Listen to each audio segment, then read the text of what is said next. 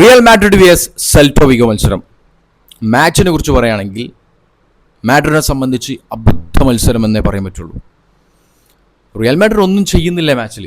അത്രമാത്രമുള്ള performance ആണ് real മാഡ്രിഡിൻ്റെ സൈഡിൽ നമ്മൾ കണ്ടത്. എനിക്ക് ആ മാച്ചിൽ ഏറ്റവും ബ്യൂട്ടിഫുൾ ആയിട്ട് തോന്നിയ ഒരു മൂമെൻറ്റ് എന്ന് പറയുന്നത് അർണോൾഡ് വിനീഷ്യസിന് കൊടുത്ത ആ ഒരു പാസ് എന്ന് പറയുന്നത്. ബോൾ സ്ലോ ഡൗൺ ചെയ്തു, ക്വിക്കായിട്ടുള്ളൊരു പാസ് കൊടുത്തു. ഇറ്റ് വാസ് ബ്യൂട്ടിഫുൾ, സൂപ്പർ പാസ്സായിരുന്നു. ആ പാസ് വിനീഷ്യസിന് വളരെ കറക്റ്റായി ഗോളാക്കാൻ പറ്റില്ല. ഒരു ഹിറ്റ് വുഡിലാണ് അത് അവസാനിച്ചത്. അത് കഴിഞ്ഞ് ചോമനിയാണ് റിയൽ മാഡ്രിഡിന് വേണ്ടി ഗോൾ അടിച്ചത്. അതിനുശേഷം സെൽറ്റോ വിഗോൻ്റെ ഒരു പ്ലെയർ കളി ഡ്രോ ആക്കി.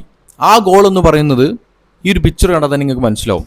4 റിയൽ മാഡ്രിഡിൻ്റെ പ്ലേയേഴ്സിൻ്റെ അകത്തുകൂടിയാണ് ആ ഗോൾ വന്നിട്ട് ആ ഒരു പ്ലെയർ അടിക്കുന്നത്.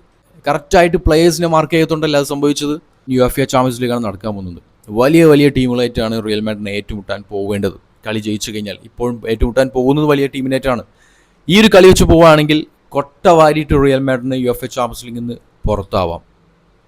വളരെ കറക്റ്റായിട്ട് മാർക്ക് ചെയ്യാത്തത് കൊണ്ടാണ് ആ ഒരു ഗോൾ അവിടെ വീണത്. ഭയങ്കര ഷെയിംഫുൾ ആയിട്ടുള്ളൊരു മൂവ്മെൻ്റ് ആണ് റിയൽ മാഡ്രിഡിനെ സംബന്ധിച്ച് ഈ ഒരു ഗോൾ എന്ന് പറയുന്നത്. അത് കഴിഞ്ഞ് സെൽറ്റോ വിഗോൻ്റെ മറ്റൊരു പ്ലെയറിൻ്റെ ഒരു ടൂടും കൂടി ഉണ്ടായിരുന്നു. അത് ഗോളായിരുന്നെങ്കിൽ മാഡ്രിഡിന് രണ്ടാമത്തെ കളി തോറ്റിട്ട് മടങ്ങാമായിരുന്നു ലാലിഗയിൽ നിന്ന്. എങ്ങനെയൊക്കെയോ 94 മിനിറ്റിൽ വാൽവേർഡ് ഗോൾ അടിച്ചുകൊണ്ട് മാഡ്രിഡ് അങ്ങനെ ജയിച്ചു എന്ന് വേണമെങ്കിൽ പറയാം. എൻ്റെ ഒരു ഒപ്പീനിയൻ പറയുകയാണെങ്കിൽ മാഡ്രിഡ് ഈ കളി ജയിച്ചതായിട്ട് ഞാൻ ഒരിക്കലും കൂട്ടുന്നില്ല. അത്രമാത്രം അബദ്ധമായിട്ടുള്ള പെർഫോമൻസ് ആണ് കണ്ടത്. എൻ്റെ ഒപ്പീനിയൻ പറയുകയാണെങ്കിൽ റിയൽ മാഡ്രിഡിന് ഈ ഒരു സീസണും ട്രോഫിലെസ് ആയിട്ടുള്ള ഒരുപാട് ഇഞ്ചുറികൾ മാഡ്രിഡ് വാരിക്കൂട്ടിയ ട്രോഫി ഇല്ലാത്ത ഒരു സീസണായിട്ട് മാറാൻ പോവുകയാണ്. എൻ്റെ ഒപ്പീനിയൻ അതാണ്. മാഡ്രിഡ് ഇത്തവണ ഒന്നും അടിക്കാൻ പോകുന്നില്ല.